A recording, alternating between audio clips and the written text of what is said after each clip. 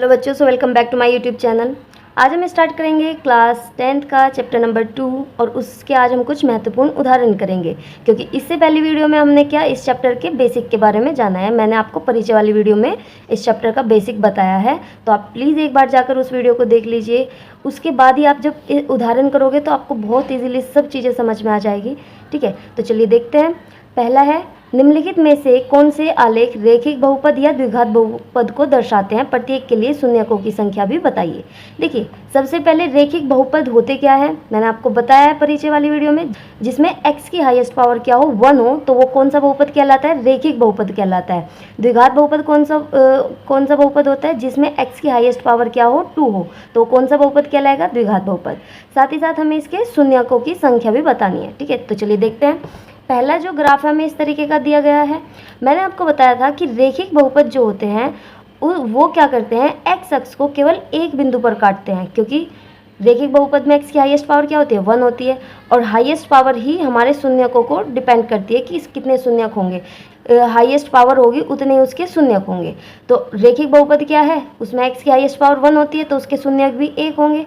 द्विघात बहुपद में एक्स की हाईएस्ट पावर 2 होती है, तो उसके शून्यक कितने होंगे? 2 होंगे, और वो एक्स अक्ष को कितने बिंदुओं पर काटेगा? 2 बिंदुओं पर काटेगा। रैखिक बहुपद एक्स अक्ष को कितने बिंदुओं पर काटेगा? 1 बिंदु पर काटेगा। ठीक है, तो देखिए इस डायग्राम में आप देख सकते हैं कि एक्स अक्ष को ये रेखा कितने बिंदुओं पर काट रही है? 1 बिंदु पर काट रही है, तो इसीलिए ये क्या है, इसके कितने शून्यक होंगे? केवल 1।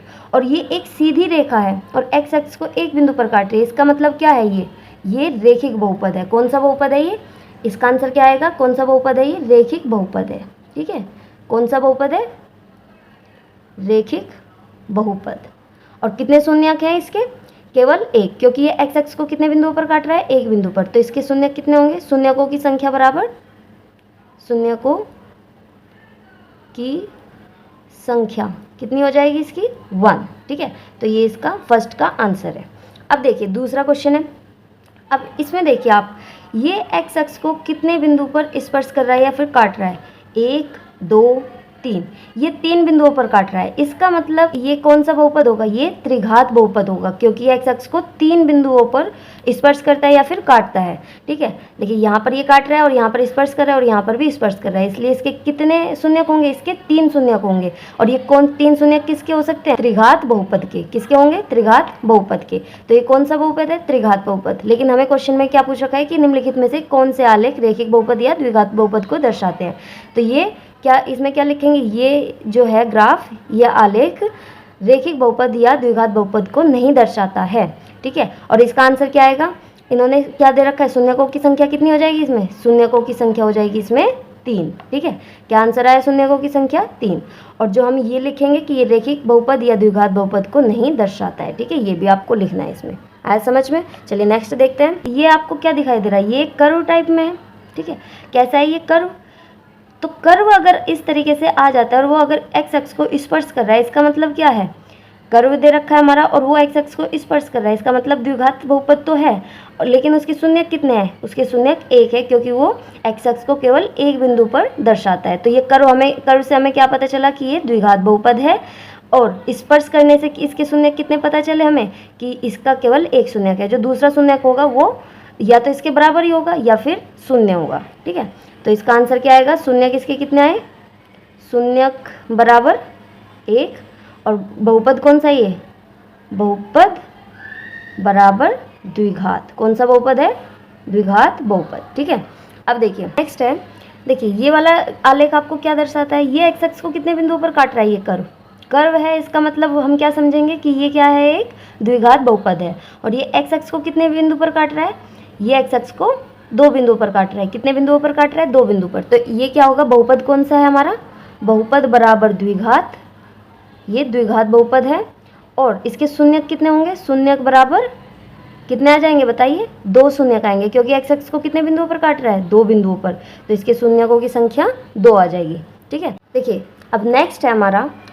इसमें आप क्या देख सकते हैं कि ना तो ये रेखा एक्स अक्ष को किसी बिंदु पर काट रही है, ये एक स्ट्रेट लाइन जा रही है। ठीक है, जहाँ पर इन्होंने y बराबर क्या दे दिया? k दे दिया, इसका मतलब कोई अचर संख्या है y का मान।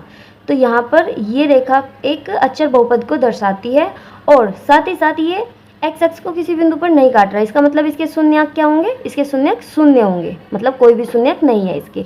तो और ये ना तो रेखिक बहुपद है, क्या पद है, क्या आंसर आएगा इसमें बहुपद में, ना तो रेखिक और ना ही द्विघात बहुपद। बहुपद है, ठीक है। और फिर शून्यक बराबर कितना आ जाएगा इसमें, शून्यक बराबर कितने शून्यक है इसमें, शून्य, कोई भी शून्यक नहीं है क्योंकि एक्स अक्ष को किसी भी बिंदु पर नहीं काट रहा, तो इसलिए शून्यक क्या आएंगे, 0। अब इसके बाद नेक्स्ट देखिए ये वाला डायग्राम, इसमें आप क्या देख सकते हैं कि कर्व तो है, इसका मतलब क्या है, ये द्विघात बहुपद तो है क्योंकि कर्व शेप में आ रहा है। तो कर्व शेप में अगर हमारा आ जाता है तो क्या होगा, वो बहुपद द्विघात तो है, बहुपद बराबर द्विघात बहुपद, मतलब द्विघात बहुपद तो है, लेकिन ये एक्स अक्ष को किसी भी बिंदु पर नहीं काट रहा है। इसका मतलब क्या है कि ये इसके जो शून्यक है वो क्या है, शून्य, इसके शून्यक बराबर क्या है, शून्य, यानी कि 0, ठीक है। अब इसके बाद नेक्स्ट देखते हैं, इसमें आप देख सकते हैं कि इसमें ना तो कोई रेखा है और ना ही कोई कर्व बना हुआ है, तो इसका मतलब क्या है कि ये ना तो रेखिक बहुपद है और ना ही है द्विघात बहुपद है। और शून्यक तो इसमें परिभाषित ही नहीं है क्योंकि ना तो रेखा और ना ही कोई कर्व, तो इसलिए क्या आएगा इसका आंसर कि यह ना तो रेखिक बहुपद है, रेखिक और ना ही द्विघात बहुपद, ठीक है, द्विघात बहुपद। और शून्यक क्या आ जाएंगे इसमें, शून्यक बराबर परिभाषित नहीं है, परिभाषित नहीं है क्योंकि कोई रेखा ही नहीं है और ना ही कोई कर्व है, तो परिभाषित नहीं है, ठीक है। नेक्स्ट क्वेश्चन में हमें दिया है बहुपद x² - 3x + 2 के शून्यक ज्ञात कीजिए और शून्यकों और इसके गुणांकों के मध्य संबंध को सिद्ध कीजिए। देखिए इस क्वेश्चन में हमें क्या दिया है, पहले तो हमें इसमें शून्यक ज्ञात करने हैं, शून्यक मतलब इसके मूल निकालने हैं, और उसके बाद हमें इसके जो गुणांकों और जो इसके शून्यक आएंगे उसके मध्य में संबंध भी बताना है, ठीक है। तो देखिए सबसे पहले इक्वेशन क्या है हमारी, जो भी इक्वेशन होती है मैंने क्या बताया था आपको कि उसे किसके इक्वल पुट कर लेना है आपको, मैंने आपको बेसिक वीडियो में आपको बताया था कि जो भी इक्वेशन हमें दे रखी होती है अगर हमें उसके शून्यक बताने हैं तो हमें उसे क्या रखेंगे, हम उसे 0 के बराबर रखेंगे। तो x² - 3x + 2 को हम 0 के बराबर पुट कर लेंगे सबसे पहले। अब क्या करना है, यहाँ से हम क्या करेंगे, इसके शून्यक निकालेंगे। शून्यक कैसे निकालते हैं, यहाँ पर जो संख्या होती है और यहाँ की जो संख्या है इसका x² का जो गुणांक होता है उनकी आपस में मल्टीप्लाई करके जो संख्या हमारी आ रही है कितनी आएगी, 2 आएगी। और फिर ये वाला निशान हमें देखना होता है प्लस करके हमारा कितना आना चाहिए, 3 आना चाहिए। तो हमें इसके ऐसे गुणनखंड करने हैं 2 के, यहाँ पर और यहाँ पर x² का जो गुणांक होता है उनके आपस में मल्टीप्लाई करते हैं, मल्टीप्लाई करके देख लिया 2 आया, ठीक है। अब हमें 2 के ऐसे गुणनखंड करने हैं कि गुना करके तो हमारा 2 ही आए और जोड़कर कितना आना चाहिए, 3 आना चाहिए। तो 2 के गुणनखंड देखिए 2 1 जा 2 और 1 ऐसे ही, तो कितना आ जाएगा 2 1 जा 2, 2 की 1 में मल्टीप्लाई करेंगे तो 2 आएगा और 2 को 1 में जोड़ेंगे, 2 की 1 में मल्टीप्लाई करेंगे 2 और 2 को 1 में जोड़ेंगे तो 3, तो हो गए गुणनखंड ऐसे। अब क्या करना है, बस डायरेक्ट इस इक्वेशन को सोल्व करना है। x² माइनस के ये जो 3 होता है इसे हमने इन टुकड़ों में तोड़ लेना होता है, तो ये आ जाएगा 2 + के 1 और साथ में वहाँ पे क्या है x, तो x और प्लस के कितना है 2 = 0। फिर क्या आ जाएगा, इस इक्वेशन को सोल्व कर लीजिए, माइनस के इसके अंदर मल्टीप्लाई कर देंगे 2x हो जाएगा, जब बाहर माइनस है अंदर का निशान चेंज, प्लस है तो माइनस हो गया और x की मल्टीप्लाई करेंगे तो x आ गया, +2 = 0। अब इन दोनों को देखते हैं, इन दोनों में से कॉमन और इन दोनों में से कॉमन, इन दोनों में से कॉमन क्या आ जाएगा बाहर x, तो अंदर क्या बचा x - के 2 फिर माइनस का निशान, इन दोनों में से तो कोई भी संख्या कॉमन नहीं आ रही तो हमने 1 ले लिया बाहर कॉमन, ठीक है। अब जब बाहर माइनस है तो अंदर का निशान चेंज हो जाएगा, x - के 2 = 0। अब देखिए इन दोनों संख्याओं में कॉमन क्या आ रहा है, x - के 2 वो बाहर निकाल लिया, अंदर क्या बचा, यहाँ से x - 2 बाहर गया तो यहाँ पर x रह गया, फिर माइनस ये बाहर चला गया तो यहाँ पर क्या बचा -1 = 0। अब यहाँ से शून्यक हम क्या करेंगे, दोनों को बराबर बार बार 0 रख के देख लेंगे कितना आ जाएगा, इसे भी 0 रख के देखेंगे, यहाँ से x का मान कितना आ गया हमारा 1, और x - के 2 को जब हम 0 के बराबर पुट करेंगे तो यहाँ से x का मान कितना आ जाएगा 2 आ जाएगा, ठीक है। तो x के 2 मान हमने इस तरीके से निकाल लिए। अब ये जो x के मान आए ये हमारे क्या कहलाते हैं, शून्यक कहलाते हैं। और गुणांक फिर क्या है, गुणांक अब देखिए इस इक्वेशन में हमें गुणांक देखना है, क्या होता है, ये जो एक्स स्क्वायर का गुणांक होता है वो क्या कहलाता है, ए। तो ए की वैल्यू कितनी दे रखी है, यहाँ पे एक्स स्क्वायर का गुणांक कितना है, 1, ठीक है।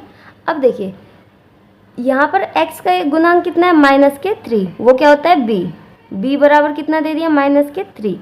फिर c की वैल्यू कितनी आ जाएगी, यहाँ पर c बराबर आ जाएगा 2। तो ये होते हैं गुणांक। एक्स स्क्वायर के गुणांक को a कहते हैं, a की वैल्यू कितनी 1 आई, b को क्या कहते हैं, b होता है हमारा x का गुणांक -3। फिर यहाँ पर c क्या होता है, x की पावर 0 का गुणांक कितना है, 2, तो 2 उतार लिया, ठीक है। तो ये तो है इसके गुणांक और ये है इसके शून्यक। तो हमें क्या बताना है, गुणांक और शून्यकों के बीच में संबंध बताना है। तो मैंने आपको बेसिक वीडियो में बताया था, अपनी इससे पहले वाली वीडियो में मैंने आपको बताया था कि इनके बीच में क्या संबंध होता है। जो शून्यक होते हैं, शून्यकों का योगफल, शून्यकों का योगफल या फिर योग किसके बराबर होता है, माइनस के b/a के, ठीक है। और शून्यकों का गुणनफल, शून्यकों का गुणनफल किसके बराबर होता है, मैं यहाँ पर थोड़ा छोटा सा लिख देती हूँ, गुणनफल, चलिए लिख ही देती हूँ पूरे, ठीक है। किसके बराबर होता है, c/a के बराबर होता है, ठीक है, यही होता है। अब हमें कुछ नहीं करना है, बस ये मान रख के हमें दर्शाना है कि क्या ये बराबर आ रहे हैं नहीं आ रहे। वो हम सिद्ध कर देंगे कि अगर ये बराबर आ गए तो इसका मतलब क्या है, गुणांक और के मध्य और जो इसके शून्यक है उनके मध्य जो संबंध है हमारा वो सत्य है, ठीक है। अगर ये आपस में बराबर आए तो देखिए शून्यक क्या है हमारे, 1 और 2। तो 1 + 2 करेंगे बराबर कितना है, -b/a।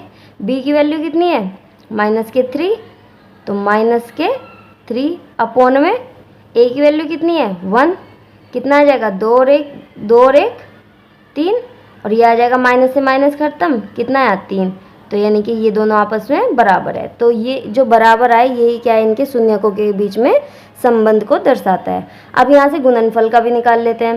देखिए शून्यकों का गुणनफल, शून्यक क्या थे, 2 और 1, तो 2 की मल्टीप्लाई करेंगे 1 में बराबर c की वैल्यू कितनी है, 2 अपॉन में a की वैल्यू कितनी है, 1, ठीक है। तो 1 को लिखो या मत लिखो एक ही बात है, 2 1 जा 2 बराबर 2। तो ये भी आपस में बराबर आ गए। तो इस तरीके से हमने इनके बीच में संबंध को दर्शा दिया कि ये आपस में बराबर है, left hand side equals to right hand side. चलिए एक क्वेश्चन और ले लेते हैं इसी तरीके का। तो नेक्स्ट क्वेश्चन हमारा है, द्विघात x² -7x प्लस के 12 के शून्यक ज्ञात कीजिए और शून्यकों और इसके गुणांकों के मध्य संबंध स्थापित कीजिए। तो देखिए हमारी द्विघात बहुपद क्या दे रखा है, x² - 7x प्लस के 12। इसे सबसे पहले हमें क्या करना है, 0 के इक्वल पुट करना है। फिर क्या देखते हैं, यहाँ पर x² का जो गुणांक होता है और ये जो x की पावर 0 का गुणांक होता है उनके आपस में मल्टीप्लाई करते हैं। तो कितना आएगा गुना करके हमारा आएगा 12, और जोड़कर हमारा कितना आना चाहिए, जोड़कर हमारा आना चाहिए 7। यहाँ पर जो संख्या होती है, ठीक है, जोड़कर हमारा 7 आना चाहिए और गुना करके 12। तो हमें 12 के ऐसे गुणनखंड करने पड़ेंगे कि गुना करके तो हमारा 12 आए और जोड़कर हमारा 7 आए। तो देखिए कर लेते हैं, कितना आ जाएगा, 2 × 6 = 12, 2 × 3 = 6, 3 × 3, ठीक है, 2 × 2 = 4, 3 × 4 = 12। अब देखिए 2 × 2 = 4, ठीक है, 4 की अगर हम 3 में गुना करें तो 12 आ जाएगा। एक तो हमने यहाँ से बनाया और 3 बचा, तो 4 की 3 में गुना करेंगे तो 12 आ जाएगा, और 4 और 3 को अगर हम जोड़ेंगे तो कितना आ जाएगा, 7 आ जाएगा। तो ऐसे गुणनखंड क्या हुए, 4 की गुना करेंगे 3 में तो 12 आएगा, और 4 को जोड़ेंगे 3 के साथ में तो 7 आ जाएगा, ठीक है। तो यहाँ से x² -7 कैसे, 7 को किन टुकड़ों में तोड़ना है हमें, इन टुकड़ों में हमने इसे तोड़ा है। तो यहाँ पर पुट कर दीजिए 4 + के 3 और साथ में x प्लस में 12 = 0। अब क्या करना है, माइनस के अंदर गुना कर दो और x की भी कर दो, कितना आ जाएगा, -4x और -3x प्लस के 12 = 0। अब इन दोनों में हम कॉमन देखेंगे और इन दोनों में कॉमन देखेंगे। देखिए यहाँ से कॉमन क्या निकलेगा, ओनली x।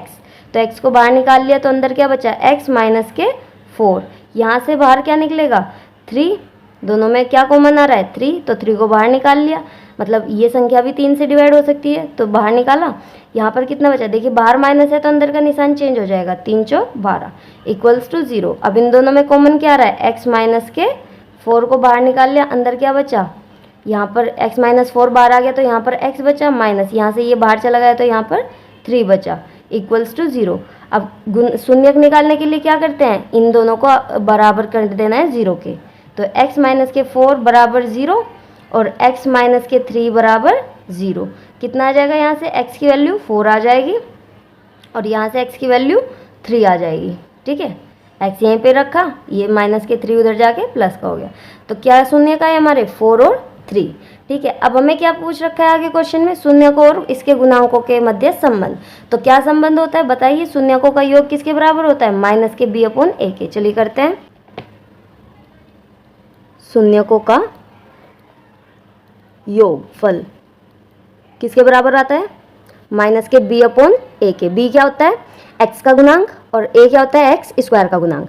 ठीक है, तो देखिए शून्यकों का योगफल, शून्य क्या है हमारे 4 और 3, तो क्या करेंगे 4 + 3 कर देंगे और बराबर माइनस के b की वैल्यू कितनी थी हमारी अभी इक्वेशन में। चलिए मैं यहाँ पर लिख देती हूँ, a की वैल्यू हमारी कितनी थी 1 थी, b की वैल्यू हमारी थी माइनस के 7 और c की वैल्यू हमारी थी 12। ठीक है, अब देखिए यहाँ पर माइनस के b की वैल्यू कितनी है 7, माइनस के 7, तो माइनस एक माइनस तो क्वेश्चन में ही है और हमारा जो है ये माइनस के 7 है। ठीक है, a की वैल्यू कितनी है 1, कितना आ जाएगा सॉल्व करके 7 और माइनस से माइनस खत्म बराबर 7, तो ये बराबर आ गया हमारा। ठीक है, इस तरीके से हमने इसके शून्यकों के बीच में और इसका जो योगफल होता है गुणांकों और शून्यकों के बीच में संबंध स्थापित किया। अब क्या करना है, गुणनफल भी देख लेते हैं। तो शून्यकों का गुणनफल बराबर क्या होता है, शून्यकों का गुणनफल किसके बराबर होता है, c अपॉन a के। c क्या होता है, x की पावर 0 का गुणांक और a क्या होता है, x स्क्वायर का गुणांक। ठीक है, तो डायरेक्ट मैं इधर वैल्यू पुट कर देती हूँ। देखिए शून्यकों का योगफल, शून्य क्या थे 4 और 3, तो उन्हें क्या करना है गुना, इस बार हमारे क्या है गुणनफल। ठीक है, तो दोनों के आपस में गुना करी, c की वैल्यू कितनी है हमारी यहाँ से 12 और a की वैल्यू तो 1 है, तो उसे रखो या मत रखो एक ही बात है, 4 तिया 12 बराबर 12। तो इस तरीके से ये भी आपस में बराबर आ गए। ठीक है, तो हमने इस तरीके से संबंध इन्हें दर्शा देना है। नेक्स्ट क्वेश्चन है, बहुपद y² - 9 के शून्यक ज्ञात कीजिए और शून्यकों और इसके गुणांकों के मध्य संबंध को सिद्ध कीजिए। देखिए सेम वही क्वेश्चन है, बस थोड़ी सी इक्वेशन चेंज होगी हमारी। तो चलिए देख लेते हैं, y² - 9 इक्वल्स टू, सबसे पहले क्या करते हैं, कोई भी इक्वेशन दे रखी हो हमारी द्विघात, उसे 0 के बराबर पुट करते हैं। फिर यहाँ से देखिए, अब यहाँ पे वो वाली इक्वेशन नहीं बन रही कि हमें उसके गुणनखंड करने पड़ेंगे, यहाँ से डायरेक्ट हम निकाल सकते हैं। y² बराबर कितना आ जाएगा, उधर जाके प्लस का हो जाएगा, और y के जब हम इसके गुणनखंड ये वर्गमूल निकालेंगे कितना आ जाएगा y का मान +- 3। ठीक है, तो कितने क्या मूल है इसके, एक प्लस का 3 और एक माइनस का 3। तो शून्यकों के शून्य क्या है, प्लस का 3 और माइनस का 3। ठीक है, और शून्यकों के और इसके गुणांकों के मध्य संबंध भी हमें बताना है। तो क्या होता है, शून्यकों का योगफल बराबर, शून्यकों का योगफल बराबर क्या होता है, माइनस के b अपॉन a। कितनी वैल्यू है, योग क्या है हमारे, योगफल क्या हो जाएगा, शून्य क्या है प्लस के 3 और माइनस के 3। ठीक है, माइनस के b की वैल्यू कितनी है, देखिए यहाँ से पहले a और b की वैल्यू निकाल लेंगे। a की वैल्यू क्या है 1, b की वैल्यू कितनी है हमारी, b x का गुणांक होता है। लेकिन यहाँ पे देखिए इक्वेशन हमारी किस फॉर्म में दे रखी है, ये y की फॉर्म में दे रखी है। a क्या होगा, y² का गुणांक 1 है, लेकिन यहाँ पे y नहीं दे रखा है। ठीक है, क्योंकि b क्या होता था हमारा, y का या फिर x का गुणांक होता है। तो यहाँ पे b की वैल्यू कितनी आ जाएगी 0, c की वैल्यू कितनी है -9। ठीक है, अब हमें डायरेक्ट इस इक्वेशन में पुट करना है माइनस के b की वैल्यू कितनी है हमारी 0 अपॉन में a की वैल्यू 1। जब हम इसे सॉल्व करेंगे इधर से कितना आ जाएगा 0 और 1 को इससे 0 से किसी भी संख्या को डिवाइड करो तो 0, तो 0 बराबर 0।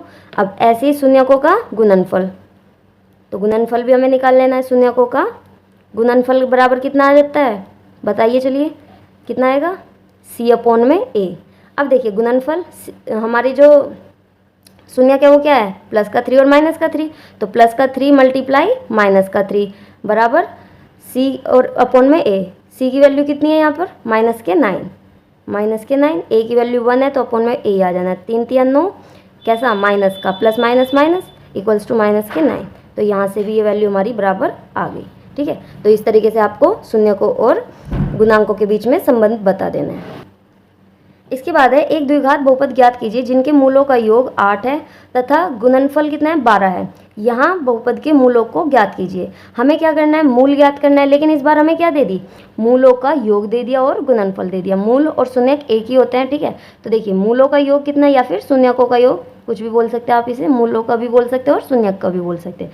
मूलों का योग कितना दे दिया, योग बराबर 8 दे दिया। मूलों का गुणनफल कितना दे दिया, मूलों का गुणनफल कितना दे दिया 12। ठीक है, देखिए मूल तो आप तभी बता पाएंगे जब आपको वो द्विघात बहुपद पता होगा। ठीक है, तो हमें क्या बताना है, एक द्विघात बहुपद ज्ञात कीजिए। आपको द्विघात बहुपद भी ज्ञात करनी है और मूल भी बताने हैं। तो सबसे पहले हम क्या बनाएंगे, एक द्विघात बहुपद।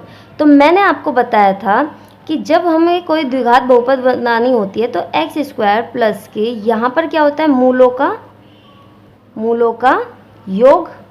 मैंने आपको परिचय वाली वीडियो में ये फॉर्मूला बताया था, मूलों का योग इंटू में एक्स प्लस यहाँ पर मूलों का गुणनफल लिख देती हूँ मैं डायरेक्ट, मूलों का, क्योंकि यहाँ पे स्पेस नहीं है तो इसलिए, लेकिन आप लिख लीजिए यहाँ पर मैंने क्या लिखवाया था, मूलों का गुणनफल। यहाँ पर क्या होता है, मूलों का योग।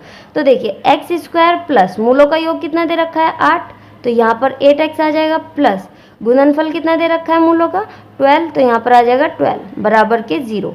इस तरीके से मैंने आपको ये फॉर्मूला बताया था कि अगर हमें क्वेश्चन में मूलों का गुणनफल दे रखा हो या फिर योग दे रखा हो तो आप उससे कोई भी समीकरण, द्विघात समीकरण इस तरीके से निकाल सकते हैं। ठीक है, अब हमें क्या करना है, इस इक्वेशन के गुणनखंड करके मूल निकाल लेने हैं। तो अब इस इक्वेशन के गुणनखंड आपको खुद करने हैं और उसके मूल भी आपको खुद से निकालने हैं। ठीक है, मैंने आपको समझा दिया है आपको क्या करना है, यहाँ पर और यहाँ ऐसे हमें गुना करके क्या आएगा 12 आएगा।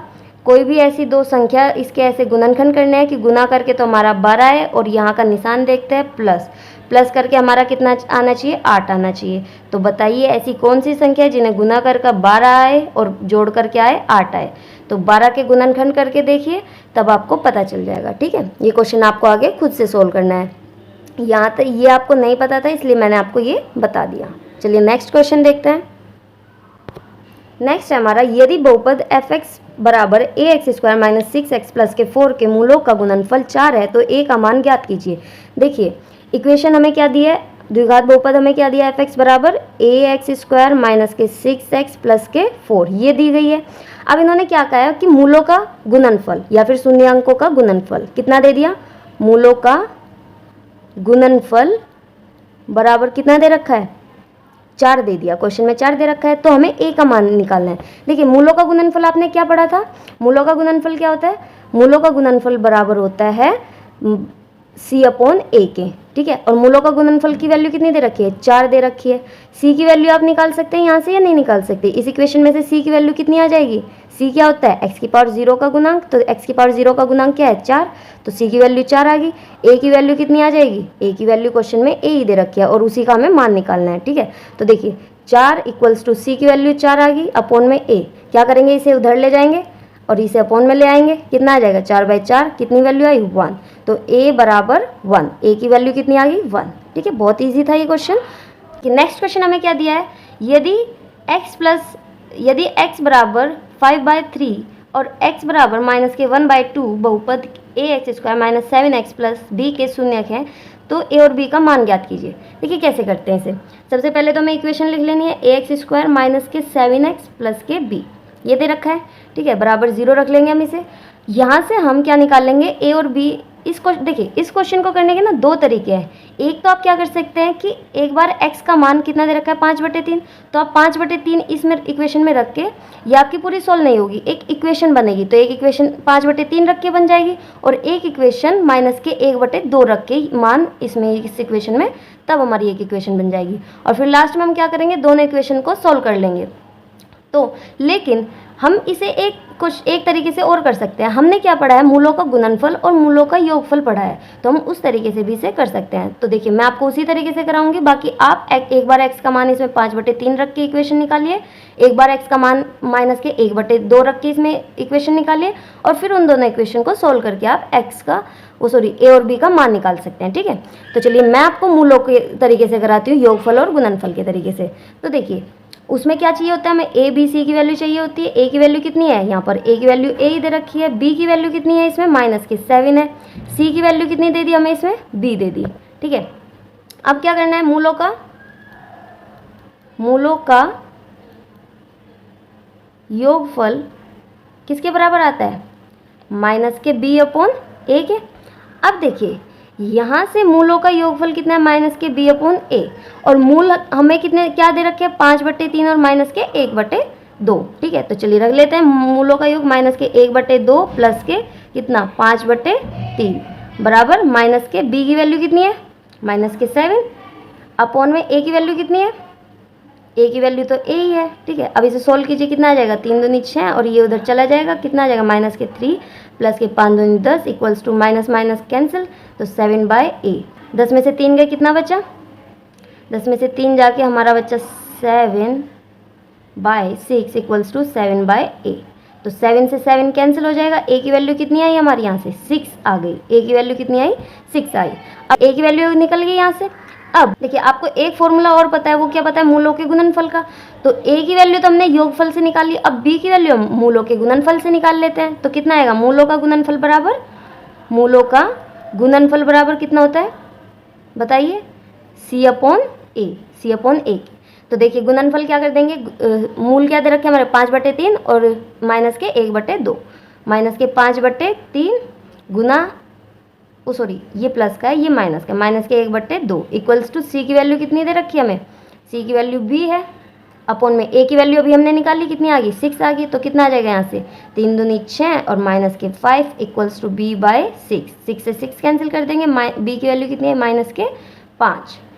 तो यहाँ से आपको मूलों का गुणनफल c/a पता है, मूल क्या दे रखे हमारे 5/3 और माइनस के 1/2, दोनों को पुट किया और बीच में मल्टीप्लाई का निशान, दोनों की आपस में गुना कर दी, 3 दूनी 6 माइनस के 5 b/6। 6 से 6 कैंसिल हो जाएगा, तो कितना आया b की वैल्यू माइनस के 5, ठीक है।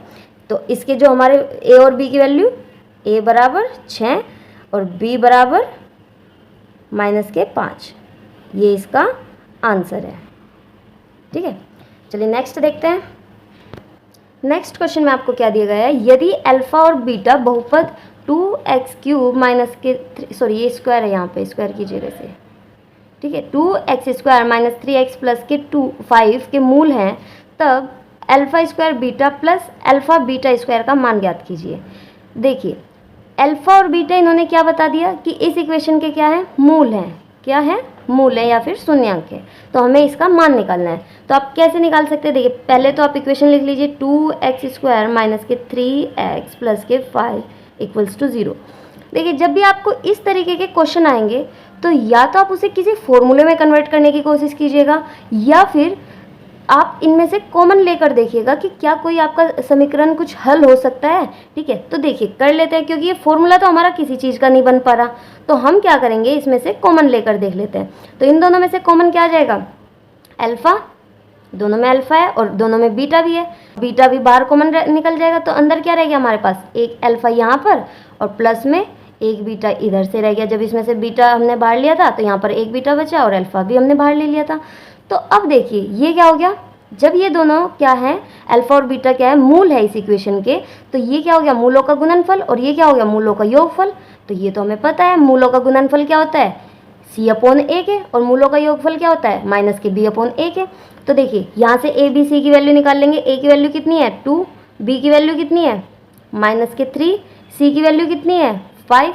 अब पुट कर दीजिए यहाँ पर, कितना आ जाएगा देखिए इसका मान प्लस के alpha beta square equals to मूलों का गुणनफल क्या होता है माइनस के गुणनफल होता है c/a के, c की वैल्यू 5 है तो 5/a की वैल्यू कितनी है 2 ले दिया। अब योगफल क्या होता है माइनस के b/a के बराबर, तो माइनस के b, देखिए ये भी माइनस के 3 है और फॉर्मूले में भी माइनस आता है, तो माइनस माइनस क्या हो जाएगा प्लस के 3/a की वैल्यू कितनी है 2। तो इस तरीके से ये आ गया। अब इसे सोल्व कर लीजिए, कितना आ जाएगा 5 या 15 और 2 दूनी 4, तो इसका मान हमारा कितना आ गया 15/4। इस तरीके से आपको ये क्वेश्चन सोल्व करना है। नेक्स्ट क्वेश्चन हमारा समीकरण x - 1/x = 3 जहाँ x 0 के बराबर नहीं है के मूल ज्ञात कीजिए। हमें क्या करना है इसके मूल ज्ञात करने हैं। अब मूल तो तभी निकलेंगे ना जब हमें ये कोई इक्वेशन बनी हुई मिलेगी, या तो रेखिक इक्वेशन हो या द्विघात बहुपद बनी हो। तो हम क्या करेंगे इसे पहले सोल्व करके या तो इसे रेखिक देखेंगे कि ये रेखिक आती है या फिर द्विघात आती है या फिर त्रिघात, जो भी आएगी। तो देख लेते हैं इसे सोल्व करके।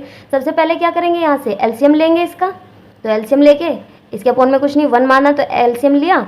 यहाँ पर ऊपर कितना आ जाएगा x के x में मल्टीप्लाई करके x² माइनस के 1 x कट इक्वल्स टू 3, ठीक है। अब ये उधर चला जाएगा x² माइनस के 1 इक्वल्स टू x की उधर मल्टीप्लाई कर देंगे तो ये बन जाएगा 3x। अब अगर हमें इसे समीकरण बनानी है तो हमें उसे इधर लेकर आना पड़ेगा, माइनस के 3x हो जाएगा और ये माइनस के 1 यहाँ पर as it is, equals to क्या बचा 0। तो बन गई हमारे पास द्विघात समीकरण। अब क्या करना है, अब हमें इसके गुणनखंड करने हैं। अब देखिए इसके गुणनखंड हमें इस तरीके से करने पड़ेंगे कि गुना करके तो हमारा आना चाहिए 1 और यहाँ पर क्या निशान है, माइनस करके हमारा आना चाहिए 3। तो देखिए 1 के हम ऐसे कोई भी गुणनखंड नहीं कर सकते कि गुना करके तो 1 आए और घटा करके आ जाए 3 आ जाए, क्योंकि 1 क्या होता है, 1 की मल्टीप्लाई 1 में ही करेंगे तो ही हमारा 1 बनेगा, है ना। और 1 में से अगर हम 1 घटाएंगे तो हमारा 0 आएगा, तो यानी कि ये तो हमारा गलत है, नहीं हो सकते। तो इस स्थिति में हम क्या करते हैं, हम एक फॉर्मूला अप्लाई करते हैं जो मैंने आपको परिचय वाली वीडियो में बताया था। वो क्या होता है, द्विघात सूत्र बोलते हैं उसे या फिर श्रीधराचार्य सूत्र। तो चलिए अप्लाई करते हैं। वो फॉर्मूला क्या होता है, x बराबर माइनस के b plus minus under root में b स्क्वायर माइनस के 4ac डिवाइड बाय 2a, ये होता है वो सूत्र। इसे क्या बोलते हैं, श्रीधराचार्य सूत्र या फिर द्विघात सूत्र। कौन सा, श्रीधराचार्य सूत्र। श्रीधराचार्य सूत्र कौन सा सूत्र होता है, श्रीधराचार्य सूत्र या फिर इसे द्विघाती सूत्र भी बोलते हैं, ठीक है। तो चलिए इसे इस फॉर्मूले में सोल्व करते हैं। देखिए यहाँ से a b c की वैल्यू हम निकाल लेंगे। पहले a की वैल्यू 1 है, b की वैल्यू माइनस के 3, c की वैल्यू माइनस के 1 और फिर इस फॉर्मूले में हमें डायरेक्ट पुट करके सोल्व करना है बस, और कुछ नहीं करना। चलिए करते हैं।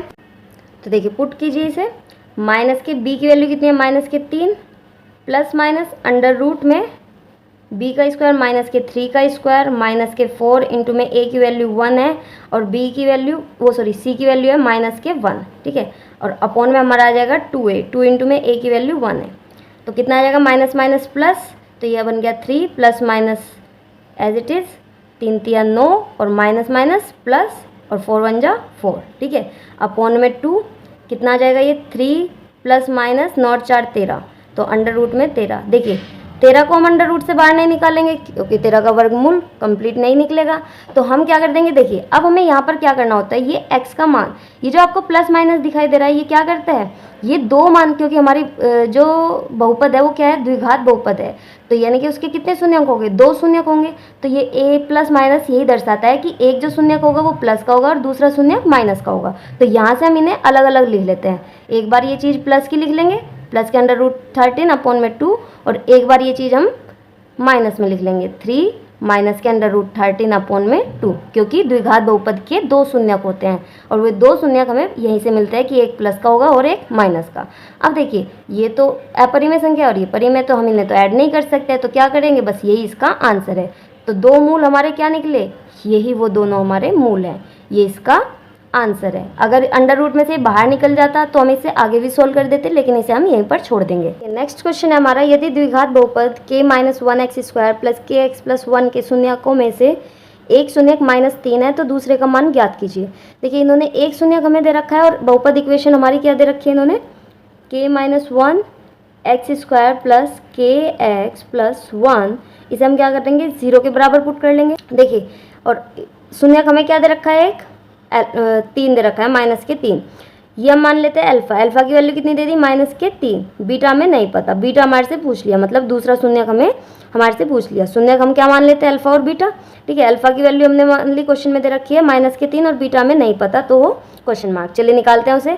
अब हमें क्या पता है कि अल्फा प्लस बीटा क्या होता है, मतलब मूलों का योगफल क्या होता है, माइनस के b अपॉन a के बराबर होता है, ठीक है। अल्फा की वैल्यू कितनी दे रखी है, माइनस के 3 प्लस बीटा हमें नहीं पता, निकालना है, ठीक है।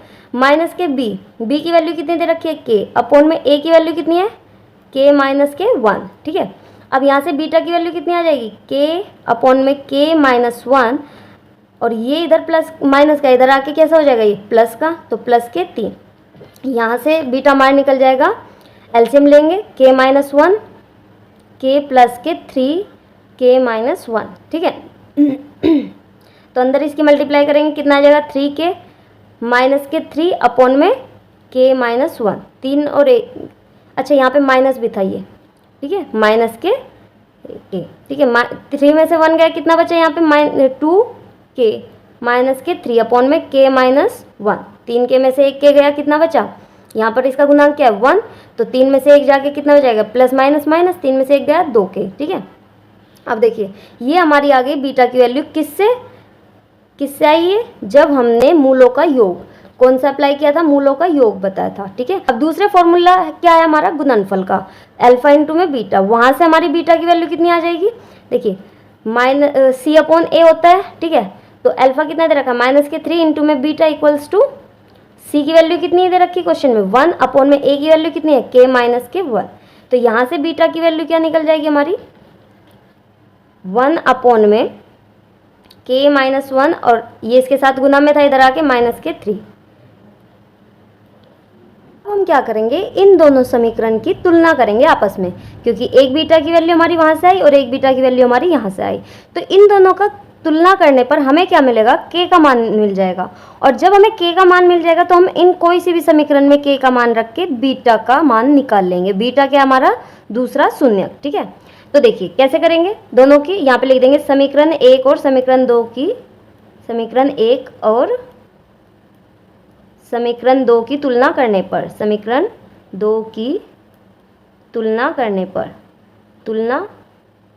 पर क्या मिलेगा हमें, देखिए दोनों को हम बराबर रख देंगे, 2k-3 अपॉन में k-1 बराबर 1 अपॉन -3 k-1। ठीक है, यहाँ से k-1 से k-1 आपस में कैंसिल हो जाएगा, तो ऊपर क्या बचेगा इधर हमारा 2k-3 इक्वल्स टू 1/-3।